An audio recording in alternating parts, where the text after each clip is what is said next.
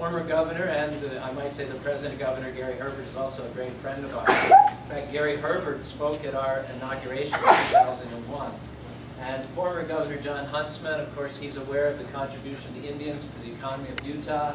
And they've celebrated the Indian holiday Diwali for 6 years now, consecutively in the governor's mansion. And we've been called upon to give a little talk and do a worship ceremony. Governor Huntsman came here for our Sunday services about 3 years ago. He accepted a copy of the Bhagavad Gita. This is the Bible of India. It was spoken 5,000 years ago by Krishna, which is a name for God. That means all attractive. And the original language of India is Sanskrit. So when you translate this title from Sanskrit into English, Gita means song and Bhagavad means God. So it means song of God. It's 800 verses divided into 18 chapters. And in here you find all your core concepts of karma, yoga, vegetarianism, reincarnation. I think I donated one to the library last year, right? If not, I'll be dead. No, we're good. So this is in your library at school. If anyone wants to pursue this further and read more. Upstairs at the top of the stairs, we're going to stop and look at this graphic on reincarnation, so I won't talk about it right now. Yoga, how many of you done yoga before? Oh, cool. Just on your own or as part of the school curriculum? We teach us a lot. Yoga class is cool, okay. Well, Hanuman's going to do a little more. See, that's probably bad that you admitted it, see? Because now he's not going to be so gentle as he would have had you not raised your hand. Hanuman, no Mr. Nice Guy. No Mr. Nice They've all Guy? done yoga before. So they're ready for the advanced position. We'll start with that one. Okay. This is the second graders from just American Leadership Academy having a yoga class here. The gods of India. And we're going to wind up with this and then we'll go upstairs. Of course, there are so many gods, and sometimes Indians are accused of being polytheistic. There's so many gods. In fact, the first time an Indian priest was invited to give the opening prayer in Washington, D.C. before the U.S. Senate, there were some born-again Christians in the gallery that wouldn't let him give the prayer. Every time he opened his mouth, they would shout out some slogan from the Bible, and they had to be removed.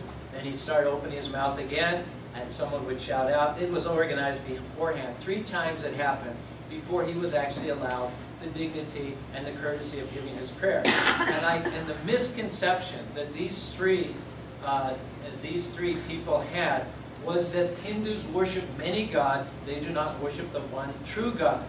So I was asked to give a prayer in the Utah State Senate just February 19th, and I didn't expect any disturbance because Utah's a civilized state. You know, people are really nice here. But I thought, what is it that I can say that in case anyone has this misimpression that we worship many gods, what would counteract that? And I went on YouTube and I did a search, names of God, because we're very big on the names of God. Our Father in heaven, hallowed be thy name. The name of God has special potency, and in fact, as Maharaj will tell you later, mantras are nothing but names of God, repeated over and over and over again.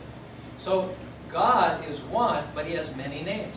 And I found, to my delight, that there's many names of God in Judaism and Christianity.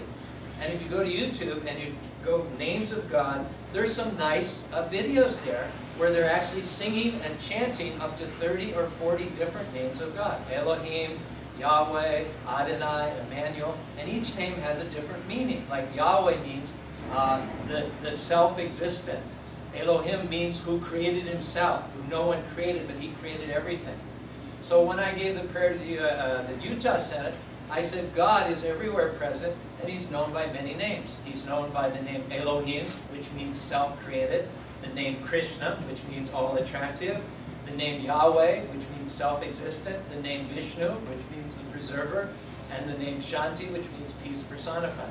So if there's a God and he's all-powerful, he would have many names. I mean, even us, we have 4 or 5 different names. You have a first name, a middle name, a last name. You know, your girlfriend might have another name for you, like Schnoopsums or something like that. So if even an ordinary person can have 5 or 6 names, you know, what's surprising about God having hundreds, if not thousands of names? And this is another point. This is another point. There are many what we call divinities, or what we call semi-divinities. In fact, there are several million of them in each and every universe. but they're not God. They're created from God. The little gods, or what we call the demigods, they're created from the one God. Because God shouldn't have to do everything himself, should he? I mean, what kind of God is that? What kind of power is that? You know, you can say there's one true God, but that one true God can create other, what we call demigods, to take care of sunlight and rain and winds and oceans and things like that, to make sure everything's going very, very nicely. So all those gods, they're not capital G-O-D, they're small G-O-D, or we call them demigods. And it's a manifestation of the one God's almighty power that he can expand himself and create all these other gods, leaving him to do what? Nothing. Nothing. Why should God be obliged to do anything? Because he's God, right? What's the meaning of being God? You've got to get up and go to work in the morning, right?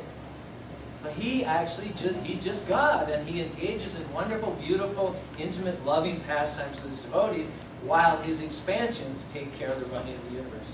Okay. Now, just to finish up here, which one of these expansions would you imagine most people in the regard as the greatest? Okay. Think about it a second. We'll take a vote. We're going to ask you: do you think the Creator is the greatest, the Preserver is the greatest, or the Destroyer is the greatest? Okay. You ready? Ready to vote? Which one do you think of these would be the greatest? Of course, God does all these things. You see what I'm saying? But inasmuch as we've got each one personified, I want to ask you which one of these you think would be the greatest, okay? How many say the Creator? Okay. How many say the Preserver? About equal. How many say the Destroyer? Some of you are playing it safe. No, those of you who said the Preserver, why did you vote for the Preserver? Because he's the keeper. It is the most constant job. It's the You most create constant. something, but you spend more time preserving it than you do creating it. Did you all hear that? Why don't you just stand up and say that? I couldn't say it better, but I just want you to repeat it. Because the preserving is the biggest job. You can create something, you can destroy something, but it takes a lot more time and effort to keep it going than it has to do. And what does it tell you about his temperament as opposed to the temperament of the Creator and the temperament of the Destroyer? What would you confuse about that? He's a promoter of life and of keeping things going. Yeah, because we can't do anything unless there's stability, right? If everything's in up and if there's revolutions and if there's criminals in the street and there's riots and there's overturned cars, and you can't do anything. You can't even leave your house. So everything, all good things, all constructive things depend on stability. And Vishnu is responsible for providing stability in the universe. And if you want to take it one step further, it is actually Vishnu who empowers Brahma to create, and when it's time to destroy, he also empowers Lord Shiva to destroy.